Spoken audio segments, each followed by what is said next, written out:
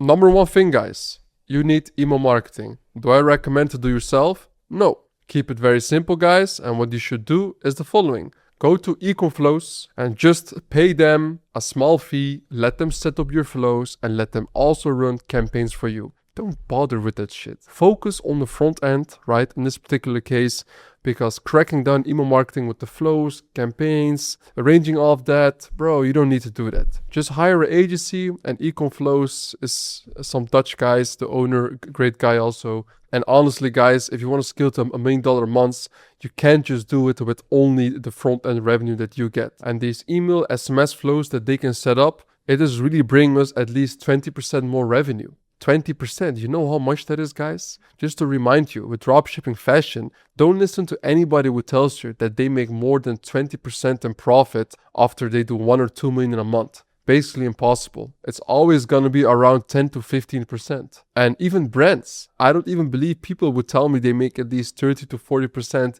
with their brands.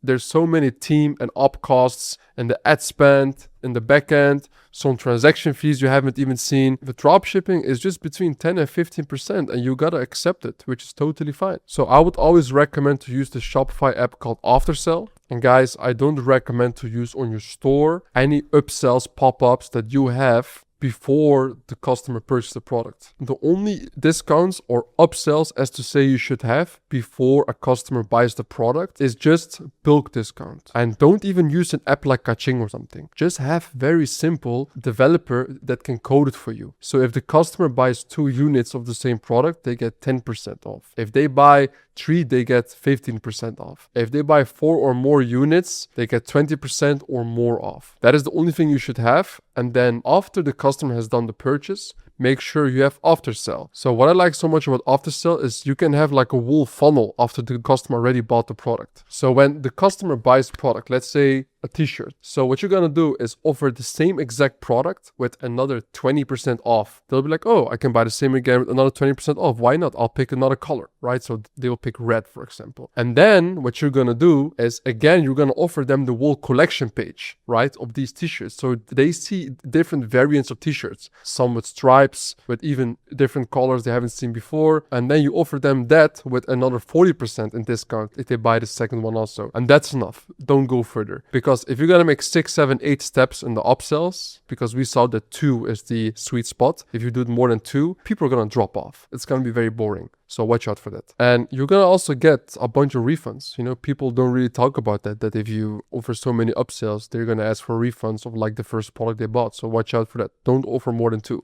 But let's say, for example, the customer, if they don't pick the first upsell, when they click on no after the checkout, they go to a downsell in which they won't get 20%, which they had in the beginning. No, we offer another 20% more. So they get 40% off if they still buy that t-shirt. Again, it doesn't matter whether they do like again, no, or yes, they will be redirected again to the collection page with all the t-shirts.